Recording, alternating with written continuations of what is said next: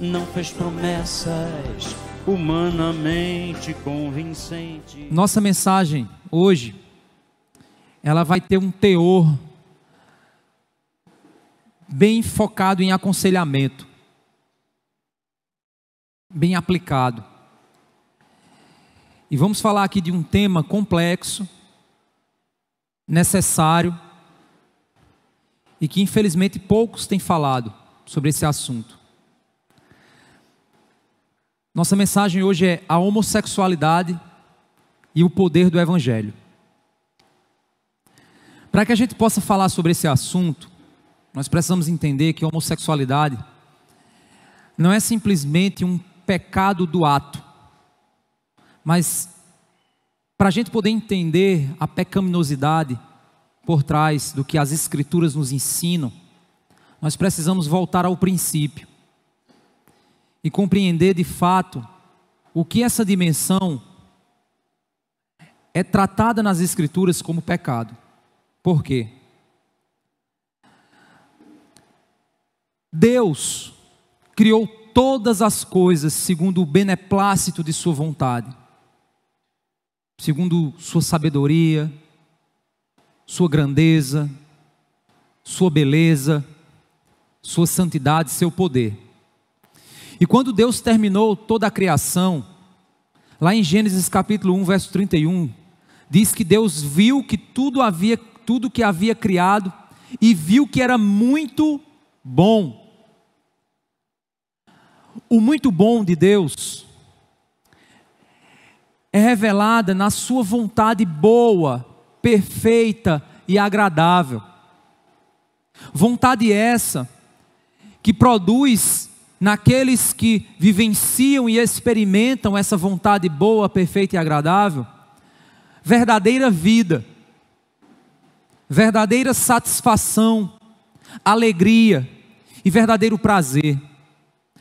Essa vida verdadeira que experimenta o bom, perfeito e agradável de Deus, nos preenche de tal forma que sentimos que tudo temos e nada nos falta. Deus é o grande provedor da plena satisfação. Fomos criados por Deus com desejos esses que apontam para a boa, perfeita e agradável vontade de Deus. Fomos criados para desejar satisfazer-se no bem de Deus, na provisão de Deus. O que a queda nos trouxe, através do pecado e suas consequências, é que a queda quebrou a criação. A queda desordenou os nossos desejos. A queda é como um espelho que caiu no chão, trincou, e mesmo que reflita parte da imagem, mas ainda reflete de maneira defeituosa em alguns aspectos. Na área da cosmovisão, um autor ele utiliza um método para explicar os efeitos da queda, que nos ajudam que facilitam um pouco o entendimento do que tem acontecido. Ele usa a ideia da estrutura e direção. Tudo que Deus criou é chamado de estrutura. Deus criou estruturas. Deus criou homem, masculinidade, mulher, feminilidade, casamento, família, filhos, relações pais e filhos, relações marido-mulher. Deus criou sexo, Deus criou dinheiro, Deus criou provisões, Deus criou trabalho, Deus criou até os aspectos que nós criamos, são permissões de um Deus criador. Deus, ao criar essas estruturas, natureza, beleza, animais, a nossa relação com os animais, com a natureza, Ele criou essas estruturas, onde cada uma delas revela a sabedoria, a bondade, a graça, a beleza E a partir da experiência dessas estruturas, nós obtemos prazer, satisfação, experiência de alegrias. No entanto, a direção é um aspecto da consequência do pecado. Enquanto Deus criou estruturas que funcionariam para a sua glória e para o prazer do homem, o pecado então pega essas estruturas e deforma as direções com as quais essas estruturas deveriam funcionar. Então, todo aspecto experimentado no mundo possui sua estrutura criada e a direção dada pelo pecado. Por exemplo, quando nós falamos sobre prostituição, quando uma mulher ela se prostitui, ela faz isso na busca de provisão, na busca de sustento, e ela encara aquilo como um trabalho. Necessidade de provisão, necessidade de trabalho foi criação de Deus. No entanto, essa estrutura chamada trabalho está sendo desviada pelo pecado. O homem que se torna cliente daquela mulher, ele utiliza-se da busca pelo prazer, da busca pela intimidade, da busca pelo sexo, de uma busca de fatores criados por Deus, mas que estão sendo experimentados numa direção oposta ao propósito do Criador. Por isso que o pecado, a prostituição é um pecado, mas que se apoia sobre estruturas criadas por Deus, mas movidas por desejos e direções pecaminosas.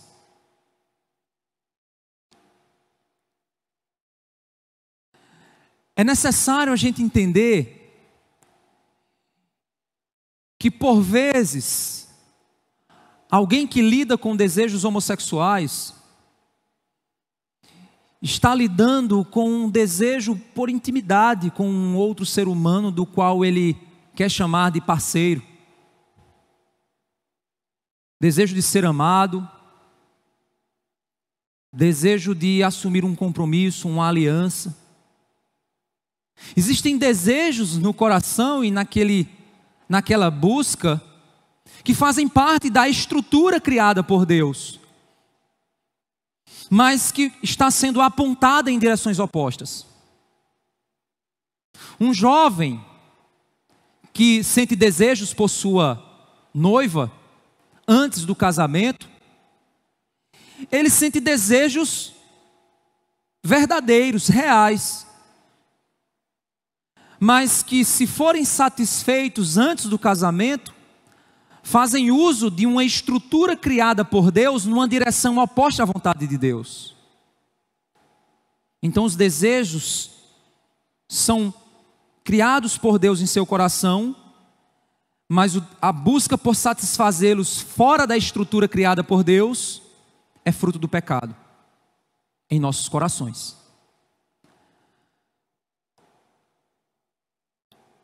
Em Adão, nós fomos criados com capacidade de refletir, pensar e com desejos, vontades. O que o pecado fez em nós foi manchar a nossa capacidade de refletir com clareza a respeito da verdade e desejar o que é correto. Os nossos desejos foram distorcidos pelo pecado. No lugar de desejar a vontade de Deus, nós desejamos antes de tudo a nossa vontade.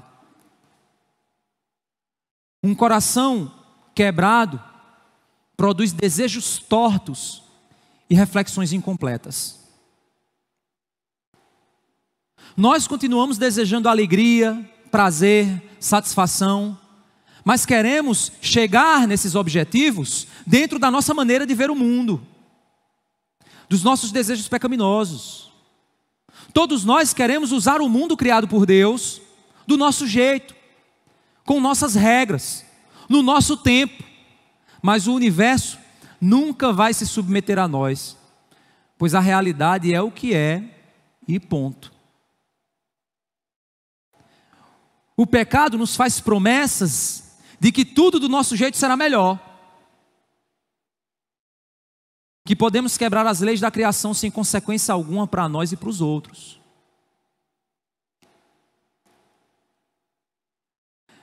É interessante que sempre que eu falo sobre sexualidade, existe uma ilustração que eu gosto de usar muito, que eu acho que reflete bem o que significa. Deus criou a água para saciar a sede. A água transparente, sem cheiro, sem gosto, extremamente simples, mas perfeitamente útil para saciar a nossa sede. Nós pegamos a água e acrescentamos açúcar, acrescentamos algumas substâncias para dar um certo cheiro e sabor, acrescentamos gás, congelamos, deixamos numa temperatura um pouco mais baixa, chamamos de refrigerante, fazemos uma propaganda de um cara num deserto, numa temperatura elevadíssima, e ele com uma garrafa na mão, e aquela água saindo ao redor da garrafa por estar tão gelado, e ele abrindo, aquele barulho, e ele bebendo aquela Coca-Cola, e o dizer no final: mate sua sede, beba Coca-Cola. No entanto, a Coca-Cola, ela possui açúcar. Açúcar, ao ser metabolizado, vai aumentar a sua sede. Ou seja, aquele líquido te promete matar a tua sede. É saboroso, cheiroso, frio, gelado. Dá uma sensação de refrigeração do teu corpo no momento que você toma. Mas com o passar do tempo, quando metabolizado, ele produz ainda mais sede em você. E aí você, acreditando que ela mata a tua sede, você toma ainda mais, na esperança de saciar a sua sede. E ao ser metabolizado, ela aumenta ainda mais sua sede. E você bebe ainda mais. Você só consegue resolver seu problema quando você volta-se para a água transparente, sem cheiro, sem gosto. Um copo é suficiente para acabar com todo aquele seu sofrimento. O pecado é isso. É uma promessa de matar a sede da nossa alma, através de toda uma propaganda que o mundo faz dizendo: o pecado é muito melhor do que a vontade de Deus. O pecado vai alimentar você muito mais do que o que Deus criou. E aí nós precisamos entender que o nosso coração, ao ver a propaganda, se sente muito mais atraído pelo brilho da propaganda do que por um simples copo de água. O nosso coração se atrai pelo erro, pela mentira, pelo engano, pela promessa vazia e rápida de prazer fora de Deus. E essa luta contra a verdade é reflexo da natureza caída do homem que morreu em Adão, como todos nós morremos em Adão. E essa batalha nós vemos sendo descrita por Paulo lá em Romanos capítulo 7. Vamos lá para a Bíblia. Romanos capítulo 7. Quando no capítulo 7, verso 7, o apóstolo Paulo ele diz: que diremos então? Que é a lei pecado? De modo nenhum. O que é a lei? A lei é a vontade boa, perfeita e agradável de Deus revelada a nós por meio da lei. É a lei pecado? A lei é o problema? Apontar o erro é o problema? De modo nenhum. Mas eu não teria conhecido o pecado a não ser por meio da lei. Porque eu não teria conhecido a cobiça se a lei não tivesse dito, não cobice. O que é cobiçar? Cobiçar é desejar pecaminosamente. Deus é a fonte de toda a provisão do que precisamos no tempo que precisamos. E quando nós desejamos o que não é nosso, no tempo que não é nosso, nós estamos cobiçando. Porque a raiz da cobiça é: não deseje o que não é seu. Não deseje o que Deus não preparou para você. Cobiça é desejar tudo aquilo que não é propósito de Deus para nós. Isso diz respeito também ao tempo. O jovem que quer manter relações sexuais antes do casamento, ele está cobiçando. Isso é pecado no seu coração. É um desejo cobiçoso no seu coração. E Paulo está dizendo que ele não teria conhecido o pecado se a lei não dissesse, não deseje isso. E aí o pecado se revelou.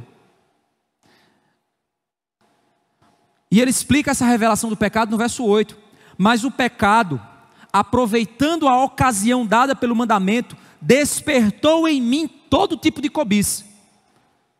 O pecado, quando viu o proibido, o pecado disse, agora eu vou fazer a festa, porque eu detesto o que é correto, eu detesto esperar, eu detesto fazer o que não é minha vontade, eu quero ser livre, eu quero que ninguém me julgue, eu quero fazer o que der na telha.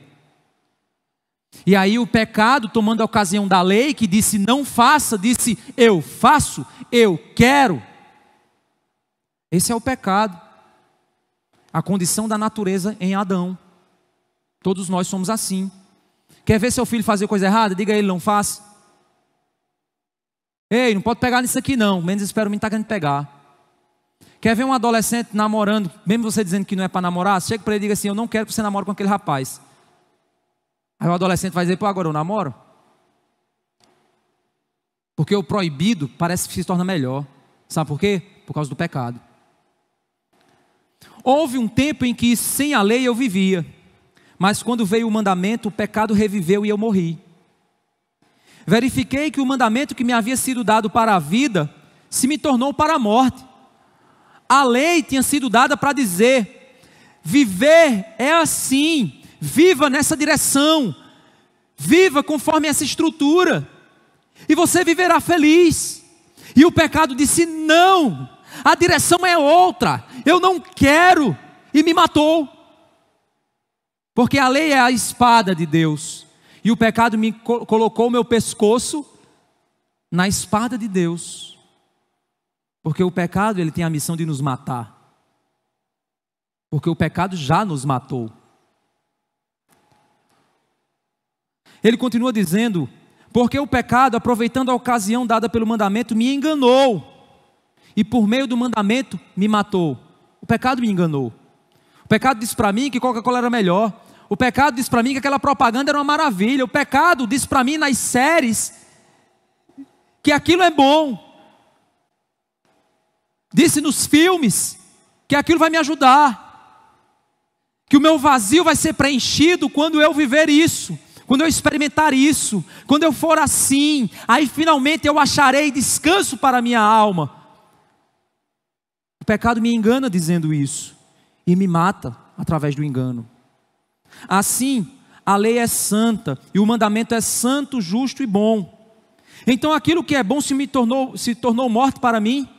A lei que é boa me matou? De modo nenhum, pelo contrário. O pecado, para mostrar-se como pecado, por meio de uma coisa boa, causou-me a morte. O pecado, para se mostrar mal, usou uma coisa boa para provar quanto ele é mal, o quanto ele é perverso. a fim de que pelo mandamento o pecado mostrasse toda a sua força de pecado.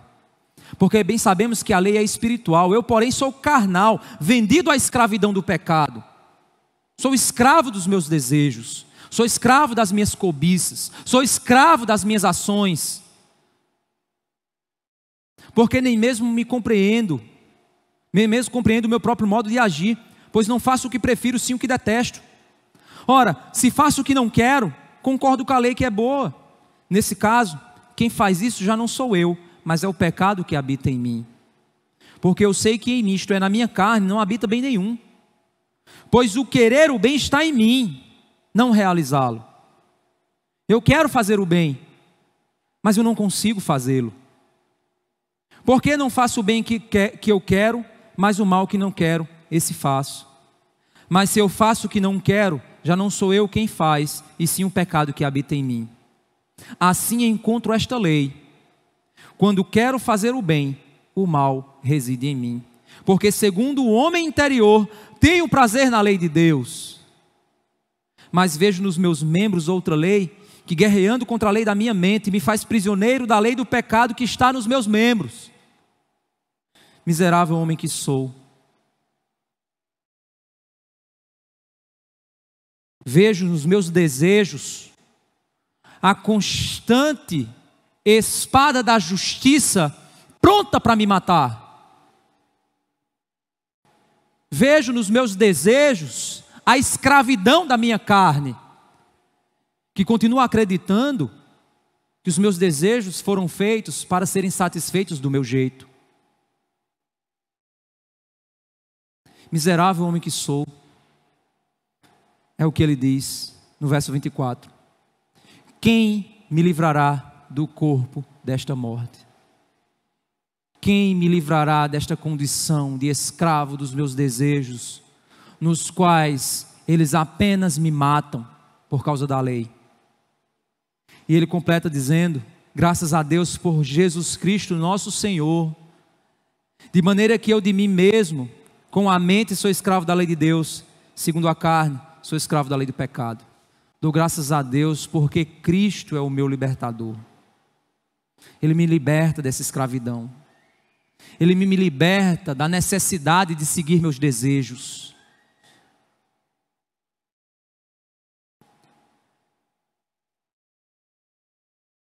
Essa é a grande batalha entre a estrutura e a direção.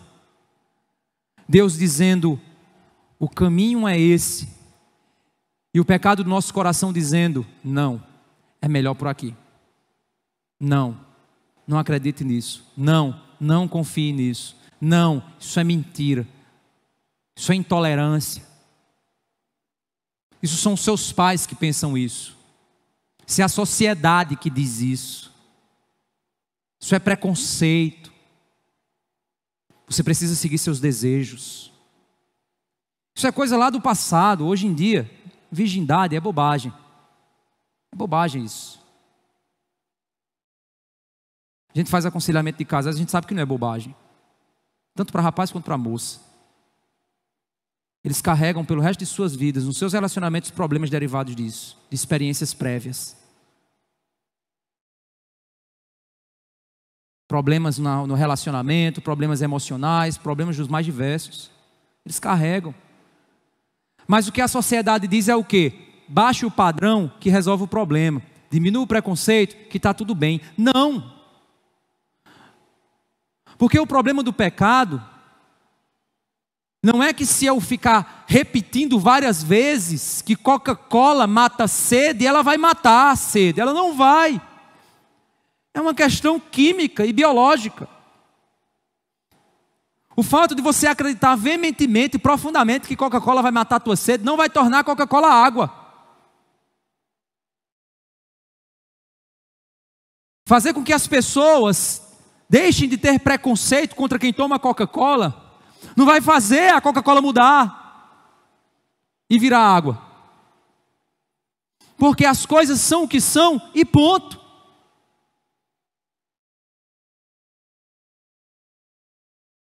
Um dia desse eu vi uma reportagem de um trial, um casal de 3, um homem e 2 mulheres. E aí o pessoal dizendo, realmente esses paradigmas têm que ser quebrados na sociedade.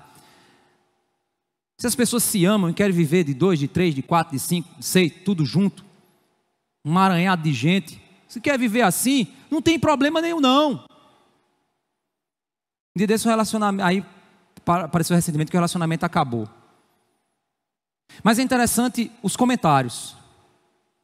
Se cada um cuidasse da sua vida, essas pessoas sofreriam menos por querer viver a vida delas, por querer viver o trial, o quatrial, o quinquial.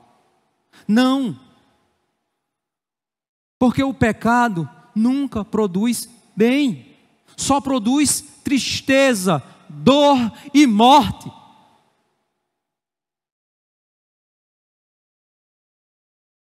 Então o problema não é preconceito, o problema não é a moralidade judaico-cristã, o problema não é a sociedade. O problema é porque é o seguinte, tem que legalizar a prostituição. Quando legalizar a prostituição, as prostitutas vão se sentir menos desconfortáveis. Não vão. Vão continuar se sentindo usadas, objetificadas, humilhadas, tendo medo.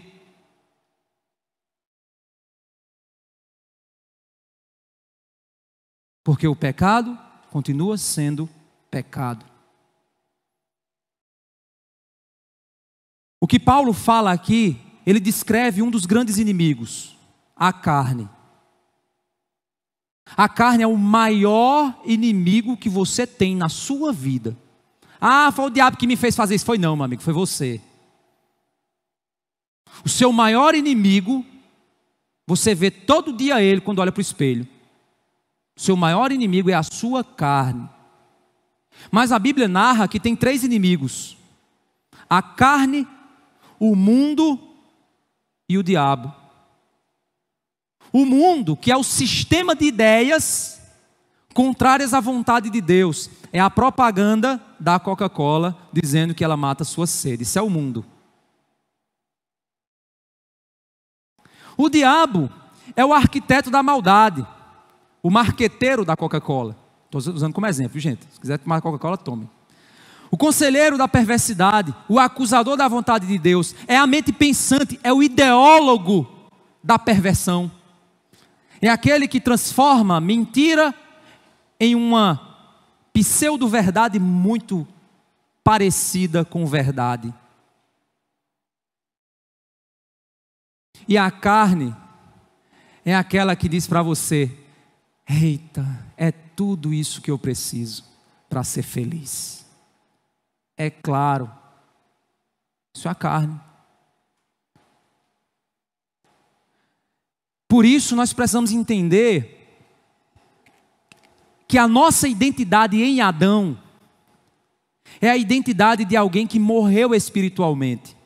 Nós somos mortos em nossos delitos e pecados, com corações transtornados pelos efeitos da queda, com desejos inclinados a direções contrárias à vontade de Deus, escravos das nossas vontades, desejosos de satisfazer-se nas nossas vontades e desejos do nosso jeito, porque somos escravos da morte espiritual alcançada por Adão lá no jardim.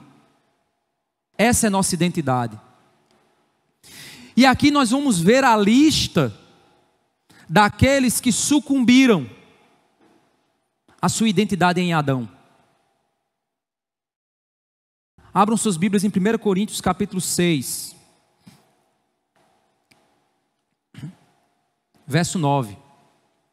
Diz assim: não se enganem, verso 9, 1 Coríntios 6, verso 9. Ou vocês não sabem que os injustos não herdarão o reino de Deus? O que são os injustos? São os que praticam injustiça. O que é a injustiça? Todos nós somos escravos do pecado, almas carentes de redenção, vazias em si mesmas, esperando a libertação e as promessas de justiça. que nos liberte. No entanto, nessas promessas, o pecado nos promete os atos de injustiça como meios de redimir nossa vida. E nós então assumimos esses atos de injustiça, praticamos a maldade, praticamos a injustiça, na tentativa de encontrar a alegria, o prazer, tudo aquilo que Deus nos prometeu. E por isso nos tornamos injustos, ou seja, praticantes da injustiça. Por isso que ele diz, vocês não sabem que os injustos não herdarão o reino de Deus? Porque o injusto, ele não é justo, ele é injusto. Ele não foi justificado. E quem são os injustos? Ele vai dizer, não se enganem. Nem imorais, nem idólatras, nem adúlteros, nem afeminados, nem homossexuais, nem ladrões, nem avarentos, nem bêbados, nem maldizentes, nem roubadores herdarão o reino de Deus. E aí vem um ponto importante. Ele chamou de injustos todos os que assumiram um estilo de vida listado nessa lista. Aqui nós não vemos classificação, dizendo que a condenação sobre os imorais tem um valor diferente da condenação sobre os idólatras, que é diferente dos adúlteros, que é diferente dos homossexuais, que é diferente dos ladrões. Nós não vemos espaço para isso. Todos são igualmente injustos, por praticarem a injustiça do pecado. Deixa eu dizer uma coisa para você. Se você acha, Jesus certa vez ele disse assim: qualquer homem que olhar para uma mulher com intenção impura em seu coração, já adulterou com ela. Primeira mensagem eu disse isso, vou repetir. Eu quero que qualquer homem aqui vá lá fora e pegue uma pedra e taque em mim. Se você nunca sentiu desejo por nenhuma outra mulher que não seja sua esposa.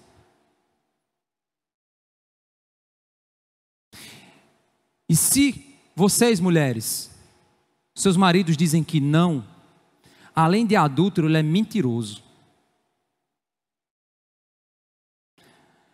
Mas se você acha que, não, mas ele me disse, eu confiava, então você é muito boba. Então pilantra safado, eu vou largar ele. Então se largue também, que você é uma pecadora do mesmo jeito. Se deixa assim, sai do seu corpo e procura uma salvação fora de você. Primeira mensagem eu disse, tá com a pedra, aí o projetor foi, puxa, tacaram a pedra no projetor. A luz do projetor queimou.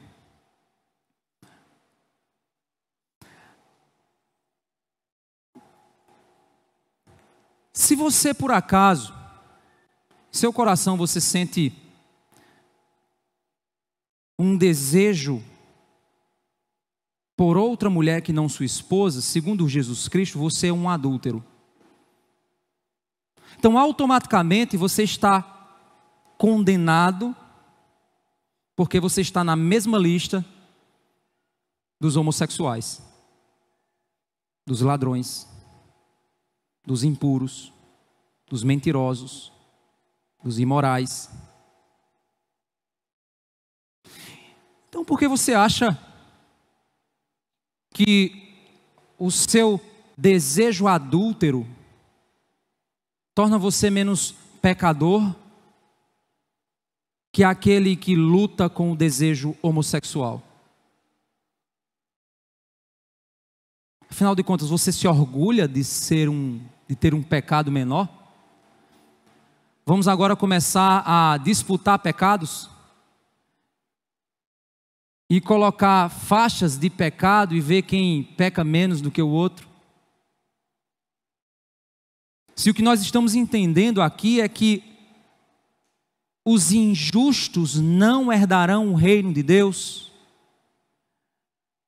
O que torna você então, com um desejo adúltero em seu coração, diferente ou mais santo e justo do que aquele que possui um desejo homossexual em seu coração?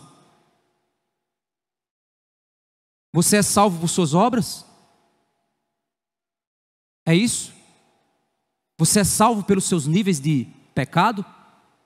É isso? Por isso que o texto continua no verso 11 dizendo: alguns de vocês eram assim, mas vocês foram lavados, foram santificados, foram justificados no nome do Senhor Jesus Cristo e no Espírito do nosso Deus. Essa lista morreu e caiu por terra no dia em que você entregou sua vida ao Senhor Jesus e foi justificado, lavado, purificado pelo sangue de Cristo. Pastor, tudo bem, mas eu continuo sentindo desejos pecaminosos em meu coração.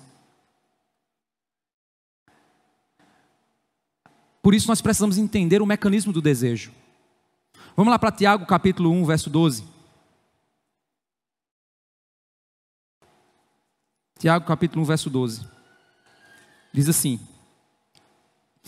bem-aventurado é aquele que suporta com perseverança a provação, porque depois de ter sido aprovado, receberá a coroa da vida, a qual o Senhor prometeu aos que o amam. Vamos lá.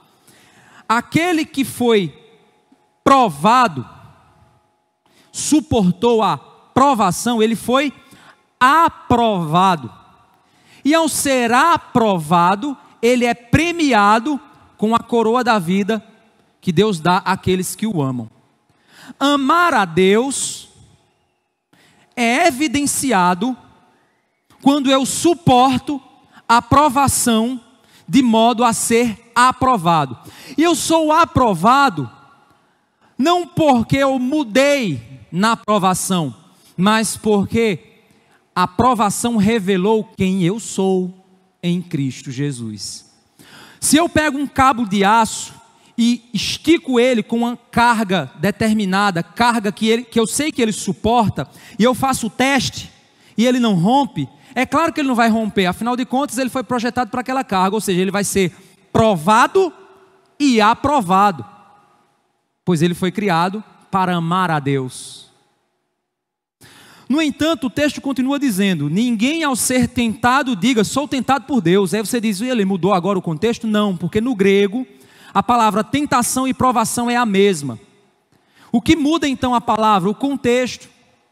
Por que isso funciona assim? As tribulações são circunstâncias nas quais Deus nos permite passar. As tribulações são momentos em que a provisão de Deus ou não acontece ou demora e provoca dor em nós, provoca desconfiança em nós, testa a nossa confiança em Deus.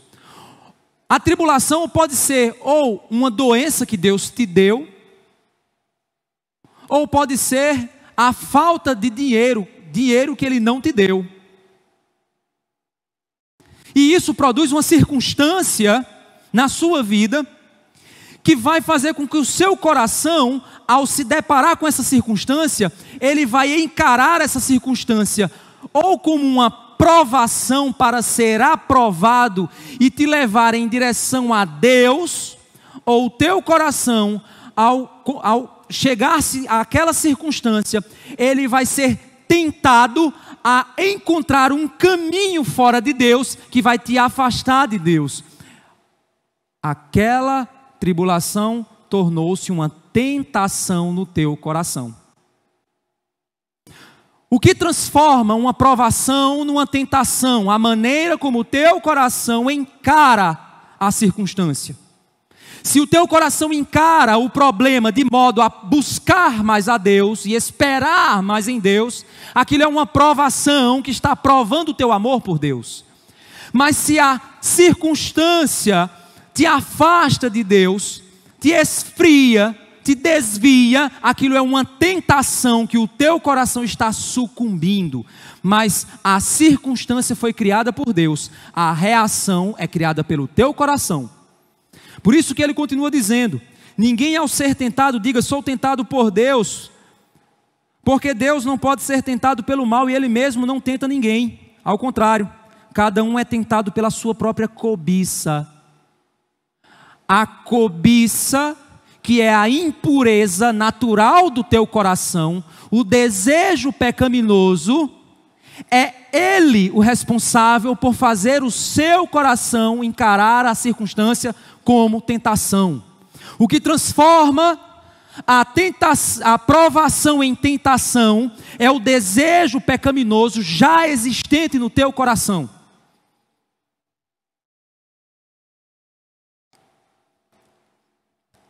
A cobiça, quando esta o atrai e seduz. Então a cobiça, depois de haver concebido, dá à luz o pecado, e o pecado, uma vez consumado, gera morte.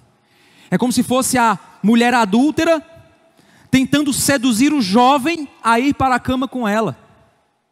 E ele, como seduz? Põe perfume, se arruma, fala palavras lisonjeiras para ele, tentando ganhar os seus desejos.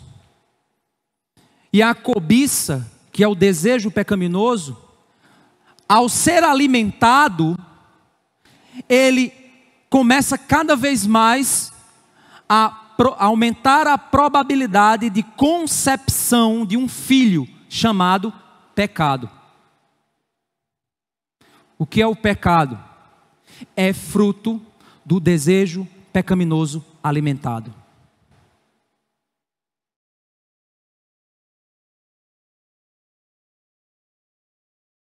É por isso que nós hoje vivemos em uma sociedade guiada por desejos.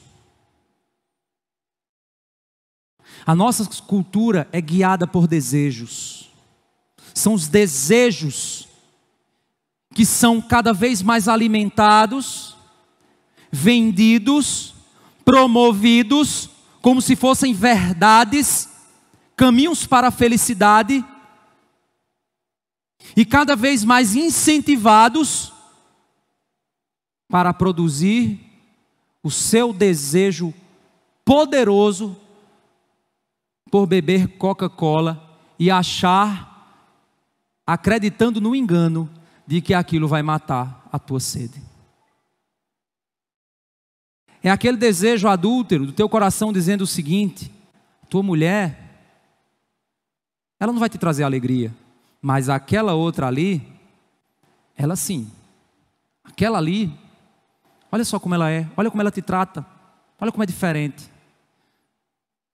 Ela te acha muito mais homem que tua mulher.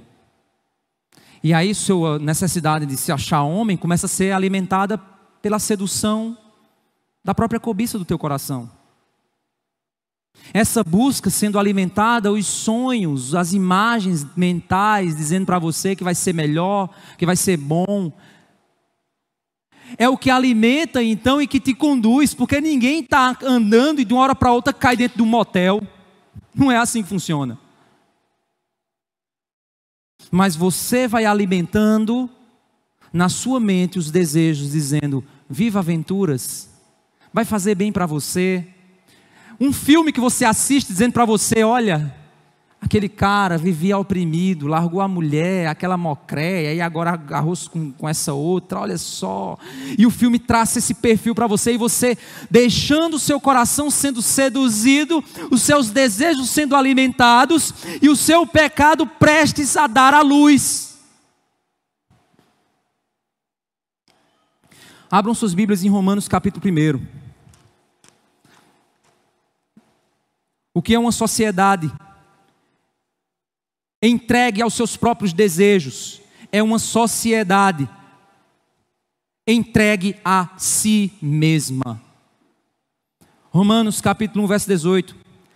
A ira de Deus se revela do céu contra toda a impiedade dos homens, que por meio da sua injustiça suprimem a verdade. Por meio da maldade, eles sufocam a verdade como se a verdade não fosse nada.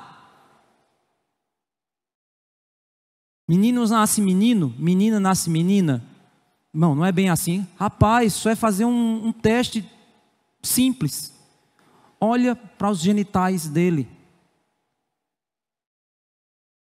Simples. Não, mas não é... Mas peraí. Como assim? Quando crescer, faça um teste genético.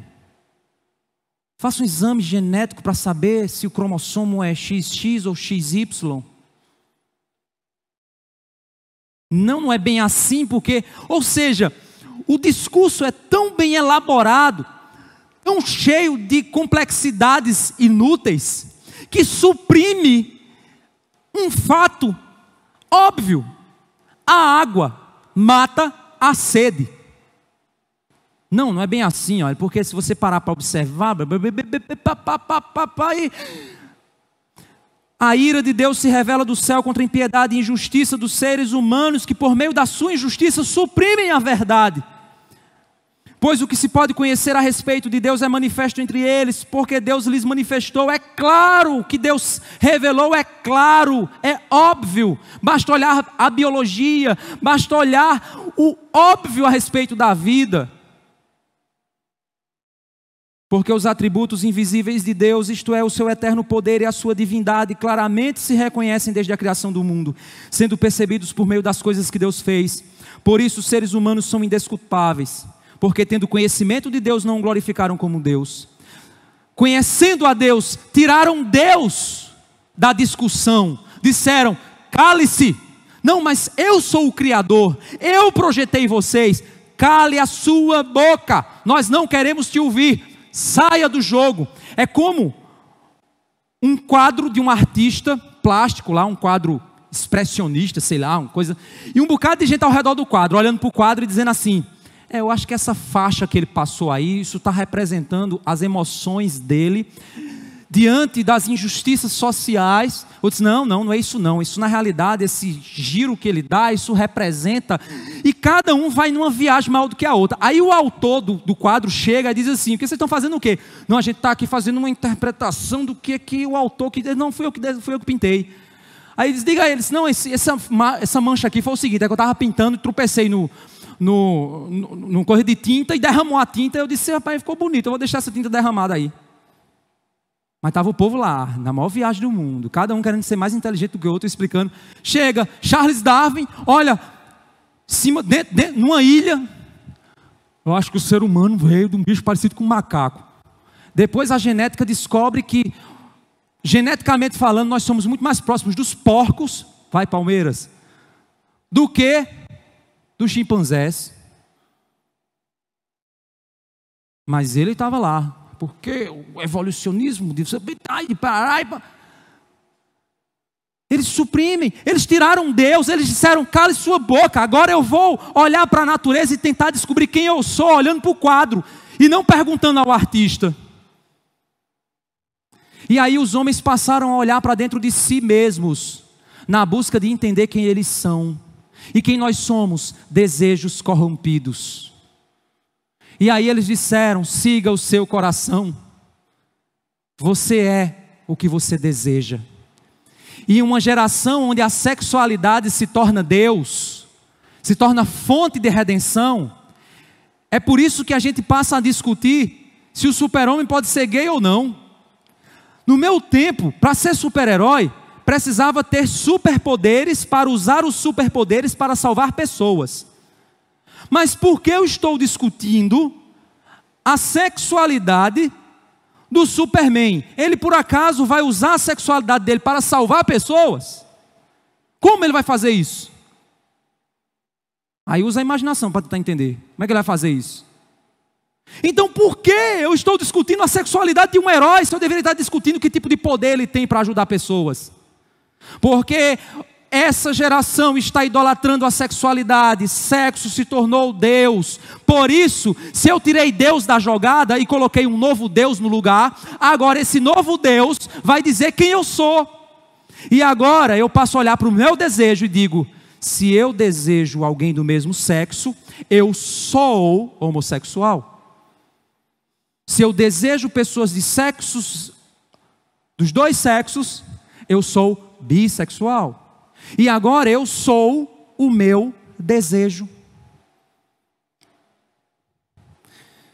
Por isso que ele diz: tendo conhecimento de Deus, não glorificaram como Deus, nem lhe deram graças, pelo contrário, se tornaram nulos em seus próprios raciocínios, e o coração insensato se obscureceu, dizendo-se que eram sábios, se tornaram tolos, e trocaram a glória do Deus incorruptível por imagens semelhantes ao homem corruptível, às aves, aos quadrúpedes e aos répteis. Ou seja, eles passaram a olhar para as coisas criadas, para o sexo, e disse assim: agora é isso que vai me dizer quem eu sou.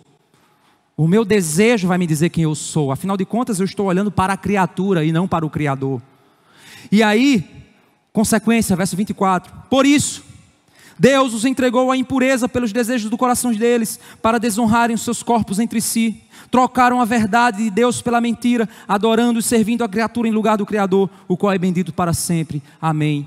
Por causa disso, Deus os entregou às paixões vergonhosas, porque até as mulheres trocaram o modo natural das relações íntimas por outro, contrário à natureza.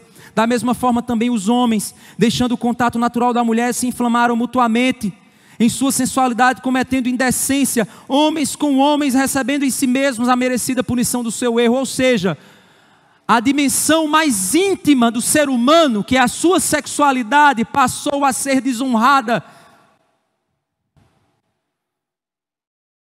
que era para ser a representação da imagem e semelhança de Deus, passou a ser a representação da própria perversidade da vida humana, do próprio coração humano, desonrando seus corpos entre si nas mais diversas práticas sexuais, das mais diversas. Eu estou falando hétero e homo, na busca por satisfazer os seus próprios desejos, tornando-se os seus desejos, orgulhando-se dos seus desejos, mesmo que sejam pecaminosos. E por haverem desprezado o conhecimento de Deus, Deus lhes entregou um modo de pensar reprovável, para praticarem coisas que não convêm. E aí do verso 29 à frente, ele vai dando uma lista de coisas inconvenientes: inveja, homicídio, discórdia, malícia, calúnia, arrogância, orgulho. Ele vai dando uma lista. Meus irmãos, uma sociedade entregue a si mesma é uma sociedade entregue aos seus próprios desejos. Eles são o que desejam. Mas nós não somos assim. Aqueles que se entregaram ao Senhor Jesus, eles não são os seus desejos. Abram suas Bíblias lá em Efésios capítulo 2.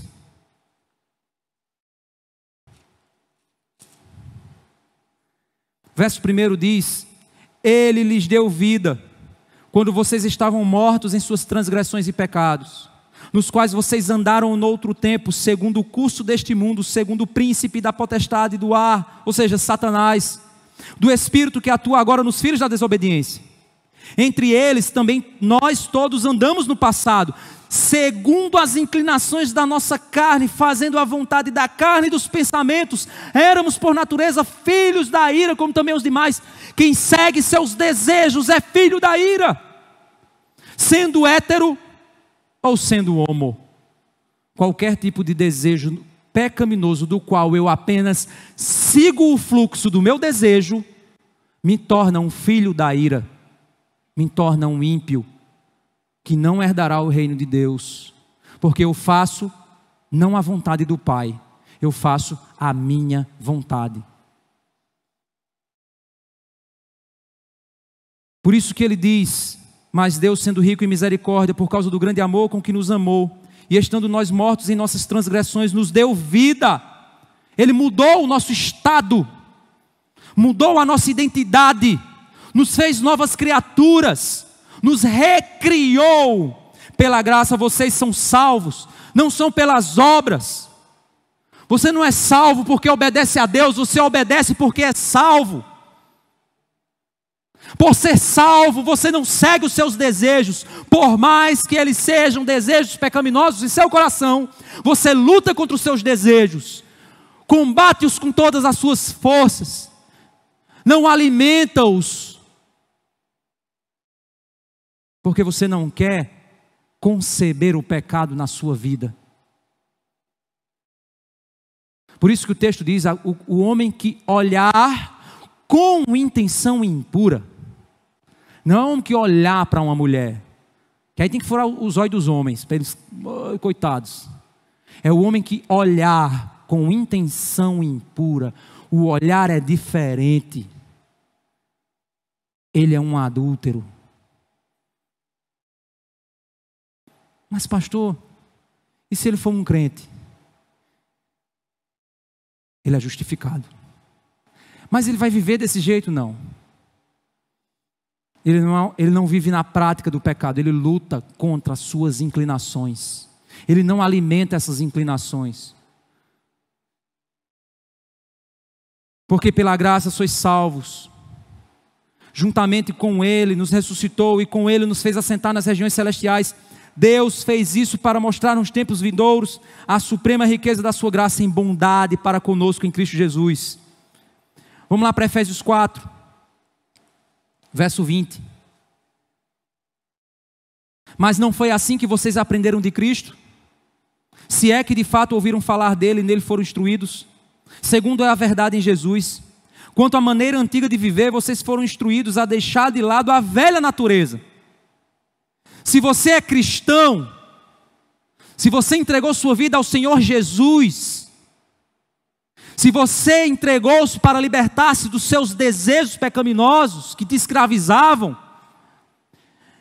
você foi instruído a deixar Adão, a natureza de Adão, que se corrompe segundo desejos enganosos, a se deixar renovar no espírito de entendimento, a se revestir da nova natureza, criado em Deus, criado segundo Deus em justiça, retidão, procedentes da verdade. É um processo de santificação, processo que vai alimentando a nossa mente, renovando o nosso coração e combatendo os desejos perversos de nossa alma. Esses são os efeitos da libertação em Cristo. Esses são os efeitos da nova identidade. Eu não sou aquele homem que eu era. Eu sou o Cristo que eu irei me tornar.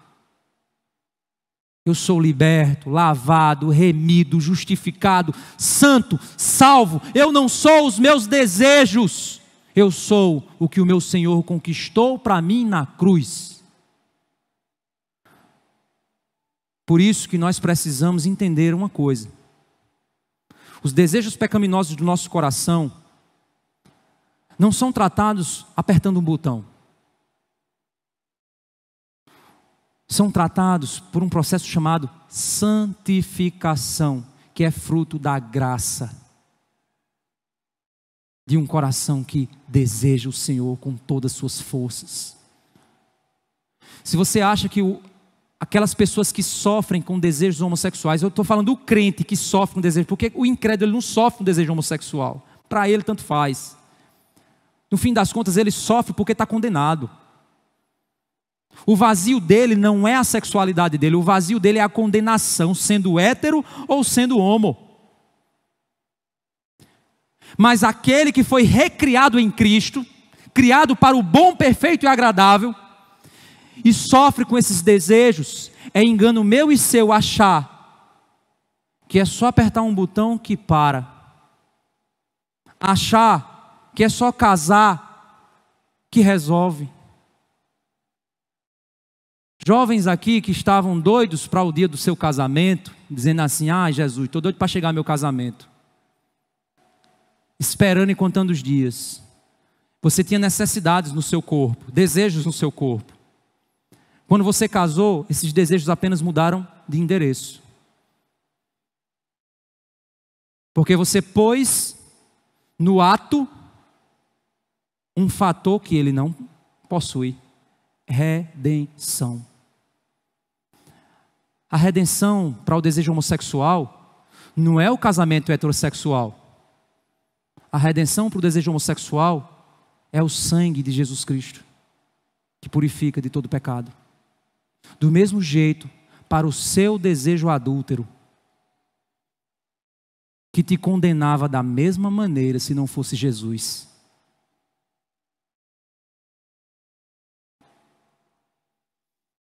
Por isso eu quero quebrar alguns paradigmas aqui. O primeiro, um desejo pecaminoso heterossexual é tão condenável quanto o desejo pecaminoso homossexual. É tão condenável quanto. Pastor, mas então todos os pecados são iguais? Não. Existe pecadinho e pecadão? Existe. Nós não somos condenados pelo que nós fazemos, irmãos. Nós somos condenados pelo que somos. Em Adão somos mortos e escravos do nosso pecado. Em Cristo somos justos pelo sangue do Cordeiro. Só tem essas duas identidades. Agora, o que o morto faz em seguir seus desejos são dos mais diversos: adultério, homicídio, homossexualidade, mentira. São os mais diversos, somados, um só, escondidos, mas todos são frutos de um ser morto. Mas o remido possui uma velha natureza dentro dele, mas ele guerreia contra ela. E ele não segue as inclinações do seu coração, porque ele sabe que se confessarmos os nossos pecados, ele é fiel e justo para nos purificar. Não por obras de justiça praticadas por nós, mas pelo seu lavar regenerador e renovador do seu Espírito Santo. Ele nos salvou. Eu não sou os meus desejos. Eu sou o que Cristo conquistou na cruz. Os meus desejos são somente reflexos ainda da minha morte anterior, da qual eu vou me libertando, da qual eu vou me revestindo e tratando. No entanto, cada pecado possui consequências distintas e deve ser levado em consideração. Matar uma pessoa não é a mesma coisa de roubar uma caneta no teu trabalho. É óbvio que não é. Um é o teu pecado a respeito da desconfiança da provisão de Deus. O outro é um pecado que tira a dignidade da humanidade do outro e destrói a imagem de Deus nele. É muito mais profundo. Se eu cometo um adultério, as pessoas elas não vão olhar para mim e dizer assim: o pastor é um adúltero. Elas vão dizer: eita, o pastor botou chifre na mulher dele. Depois de um tempo as pessoas vão esquecer, vão botar para correr. Depois vai dizer: aquele pastor ali, ó, pastor chifreiro. A sociedade vai entender de uma forma X.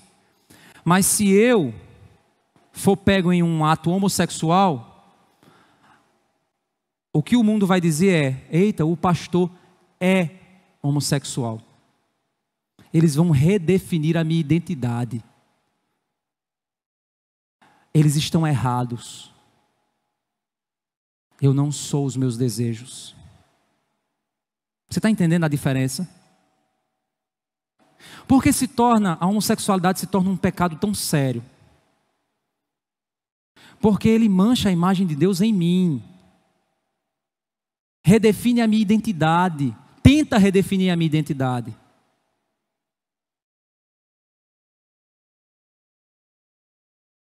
Mas, aos olhos de Deus, aquele que acha que possui desejos adúlteros em seu coração e se acha superior àquele que possui desejos homossexuais em seu coração, deixa eu dizer uma coisa para você. Eu imagino que tem muitos irmãos sinceros que se entregaram verdadeiramente ao Senhor Jesus, mas lutam em seus corações contra a atração homossexual, que são muito mais santos do que muito engravatado por aí.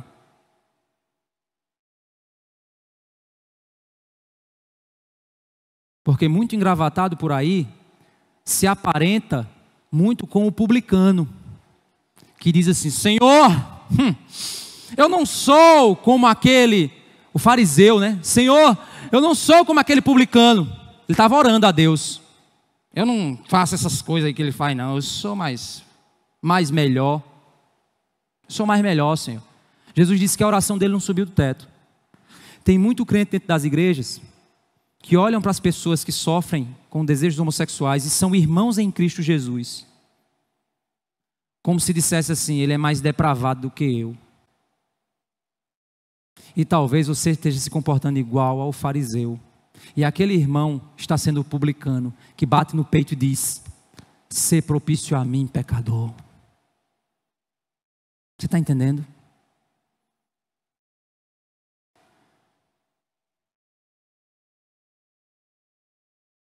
Devemos amar a todos igualmente.